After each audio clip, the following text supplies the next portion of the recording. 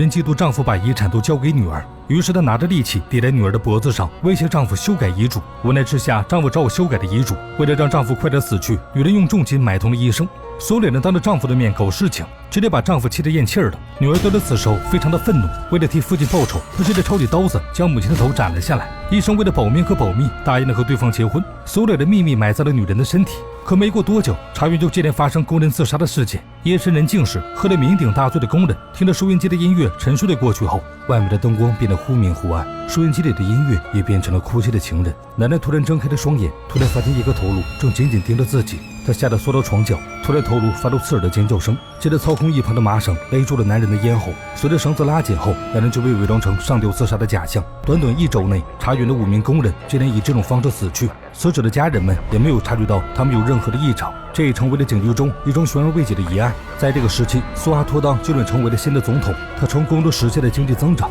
却造成了严重的通货膨胀。连环凶杀案后的3个月，茶园主人拉拉和丈夫度蜜月归来时，遇上了阴雨天。丈夫看着田地发呆时，却发现了一个红衣的女子正在紧盯着自己，因此吓了一跳。他本没有当回事，然而到了夜里，拉拉在床上熟睡时，突然无意识地挣扎了起来，吓得丈夫腿都软了，她只能瘫在了地上，连忙呼唤起了佣人帮忙。乔克闻声赶来后，帮忙打开了门，所有抽流水杯泼向了拉拉。拉拉清醒后，对刚刚发生的事情丝毫没有印象，还因为乔克在自己的房间中发了脾气，乔克只能理亏地离开了。第二天，丈夫不好意思地对着乔克道歉后，突然提起自己回来时，本该晴朗的天气却阴雨绵绵。乔克为了保住自己的工作，只好谎称知道好事发生的预兆，甚至不敢将茶园不久前死去的几名工友的事情讲出来。夜里，丈夫担心拉拉会有睡眠瘫痪症加重，于是查阅起了关于心理治疗的书籍。突然，收音机里播放起了哭泣的情人，她走上前去调了频道，刚一转身，音乐继续播放了起来。丈夫忍无可忍地拔掉了线，却发现收音机里传出了女人的笑声。他吓得躲回了卧室中，却发现拉拉在这浑身抽搐，一只手还指着窗外。丈夫向手指的方向望去，却发现窗户外面有一颗双眼发着红光的头颅。吓破胆的丈夫慌乱间大喊着乔克帮忙，然而这一次并不顺利。两人还没有走进卧室，四处的电灯突然灭掉，一片漆黑中，乔克用力地打开卧室门，却发现拉拉漂浮在半空中。在这大声的念咒语后，拉拉才重新回到了床上。然而她醒来的第一件事就是怪罪乔科，在这闯入自己的卧室之中，似乎根本不给丈夫解释的机会，连同她一起训斥了。忍无可忍的丈夫决定找驱魔专家优素福帮忙。他刚到诊馆，就看见一个小女孩身体反弓着，手脚并用的向前爬去。优素福硬控了小女孩5秒后，便完成了驱魔仪式。随着丈夫主动上前搭话，优素福立刻认出是自己的老同学苏坦。两人叙旧后，苏坦想起了自己妻子的异常。虽然拉拉一直患有睡眠麻痹症，但是接连2晚的表现却如同附身了一样。优素福一听来的兴趣，立刻陪着苏坦来到了家中查看。优素福来到了卧室后，为了检测拉拉是否中邪，将驱魔粉撒进了一个装满水的杯子中，随后便嘱咐起了苏坦。Diamkan 1 hari. Jika besok tetap bersih, semuanya aman. Jika kotor, awak dan istri awak dalam bahaya.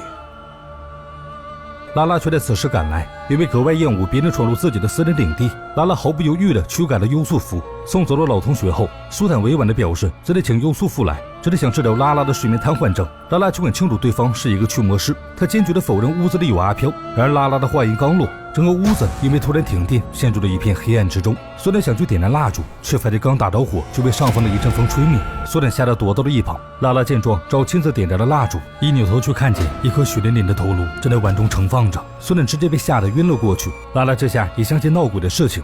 等到天亮时，拉拉主动邀请优素福来到卧室看望苏坦。虚弱的苏坦强调着这里碰见了一个飞头鬼后，优素福快速走到了另一侧床头柜，查看了水的颜色，果然发现水已经彻底变成了黑色。显然飞头鬼是一个十分恐怖的存在。优素福经过施法查探后，发现并不是恶魔，而是生前使用过黑魔法的人类，死后才变成了飞头鬼。他们通过受理婴儿这种方式获得永生，并执着地想要回自己的身体。这类人的死法也非常的可怕，为了切断身体内流淌的黑魔法血液，对付他们的人会将头颅直接斩掉。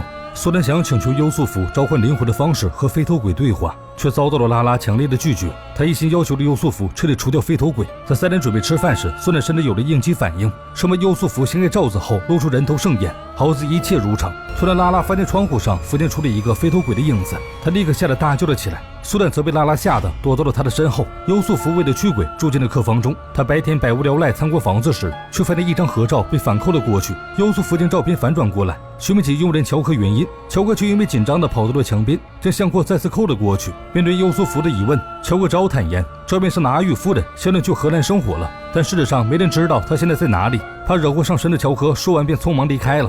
因为优素福百计天设法想要邀请邪灵对话，拉拉却再次唱起了反调。他强烈的拒绝了与邪灵沟通。下一秒，一个黑影就出现在了门口。在对方敲门时，优素福突然推开门查看，却中了飞头鬼的调虎离山计。飞头鬼径直的朝着拉拉飞去，锁掉了自己的身体。优素福连忙跑了过来，想要询问飞头鬼的身份，却被他一甩头甩飞到了一旁。拉拉趁机连忙跑路了，飞头鬼却穷追不舍，直到还跑到腿软的苏坦将拉拉护在了身后。好在优素福及时出手，将飞头鬼暂时摆脱了。此时他也察觉到了拉拉似乎有所隐瞒，于是第二天，优素福就背着夫妻俩潜入到了拉拉父亲的房间中。Kenapa tadi gambar Ayu？他试图找阿玉的照片时，身后的摇椅却在无风晃动。拉拉来到父亲的房间时，察觉到有人闯入的痕迹。此时茶园的工人正在为被害虫迫害的茶叶担忧。突然，一人被音乐声吸引到了仓库中，他在这里却见到了一直未出现的工友，竟然在仓库中上吊自杀了。不少工人因此心存芥蒂，甚至想要大批量的辞职。此事也惊动了拉拉和苏坦。茶园里已经有不少工人在睡觉中离奇死亡。拉拉为了控制舆论，这是禁止佣人在讨论此事。随着优素福赶了回来，拉拉立刻追问他擅闯父亲房间的原因。优素福却在此时推断出拉拉一定是有事瞒着自己。苏坦回家时曾见过阿玉的身影，接着拉拉就得了睡眠瘫痪症。飞头鬼还一直追着他索要身体。拉拉被问到哑口无言，突然苏坦剧烈的咳嗽起来。拉拉连忙搀扶着丈夫回到了房间。优素福给了一个人偶和一袋盐，嘱咐好了使用方法后，便也停止了追问。夜晚，苏坦突然发起了高烧，拉拉想要带着丈夫去医院，却遭到了阻止。Aduh, Sarah. Papa tidak takut, Ra. Kita dalam bahaya, Ra. Mama marah. Mama marah, Ra. Mama marah. Enggak, Mas. Enggak. Mama udah nggak ada. Siapa yang mau marah?夜深人静时，优素福为了摸清夫妻俩与飞头鬼的恩怨，在这施法申请和魂灵对话。亚楠却在此时找上了门，他带着优素福找到了阿玉的生母，了解了关于阿玉的身世。阿玉是一名寡妇所生，她却不甘平庸，想要嫁给夫人做太太。于是阿玉背着母亲找到了一位著名的萨满，通过将灵魂出卖给魔鬼的方式，换取了自己的美貌。Begitu bersekutu dengan setan, pesona Ayu merekah seperti kembang mekar.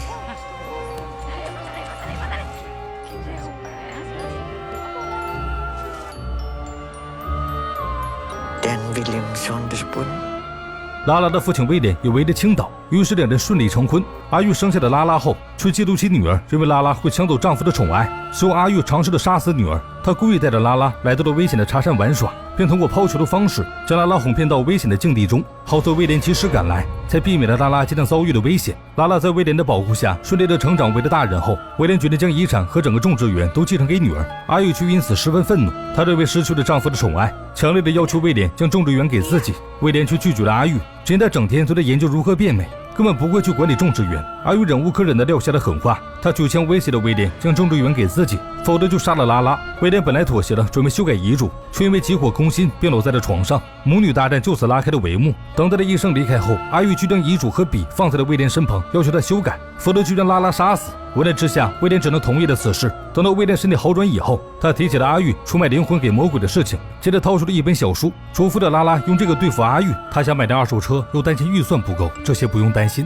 可以打开懂车帝二手车板块，里面有好价中心，搜索心仪车型，就能看到各种降价车源和购车补贴，还有限时补贴、品牌直降的功能。现在点击左下角就能了解。然而事情没过多久，阿玉为了气威廉，用重金买通了一生苏坦，手脸人当着威廉的面暧昧，直接将他送走了。拉拉得了此事后非常的愤怒，为了替父亲报仇，他直接抄起刀子将阿玉的头砍了下来。苏坦为了保命和保密，答应了和拉拉结婚。苏脸人秘密埋葬了阿玉的身体，随后将汽油浇在了阿玉的头颅上，并用一把火烧掉了。尤素夫得知了阿玉的畸形的价值观后，突然也理解了拉拉。阿玉的母亲表示茶运遭遇虫害减产，也是阿玉的诅咒导致的。如今只有优素福是解除诅咒的最佳人选，他只需要将阿玉的头放回身体后便能结束。解除诅咒的时间还要卡在阿玉当初的死亡时间，如今已经逼近凌晨2点。优素福忧心忡忡地走出门外，苏坦却在此时赶来，砍下了他的脑袋，并要求了亚楠将优素福的身体埋掉。突然半夜惊醒的拉拉发现苏坦已经不见踪影，他着急的下令寻找时，却和飞头鬼撞了个正着。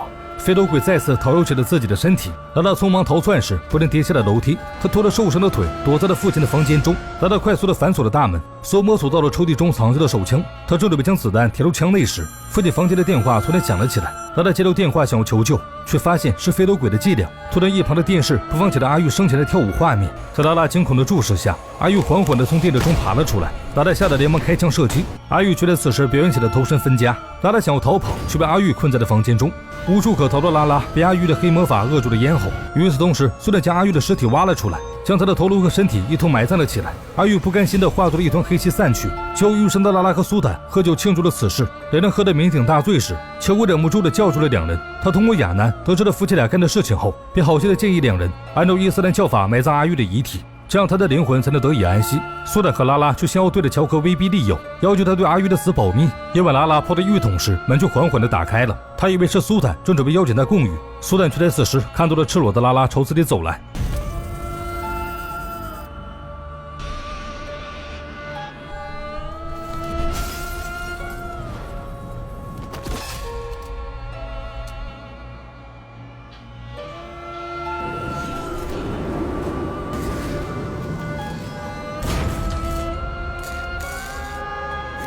后来乔克接着请了巫师帮忙，阿玉的怨念才被压制住。拉拉挣扎地回到了房间，却在愤怒地指责了大家对自己太过刻薄。拉拉从小就意识到自己并不受母亲待见，不仅如此，青春期时母亲还对自己起了杀心，更是因为母亲，拉拉还失去了唯一庇护自己的父亲。于是他不肯原谅阿玉。最终拉拉在父亲灵魂的抚慰下，终于恢复了平静。他同意了安葬阿玉，揭露这一切孽缘。葬礼结束后，拉拉因为苏坦的死去警局录了口供。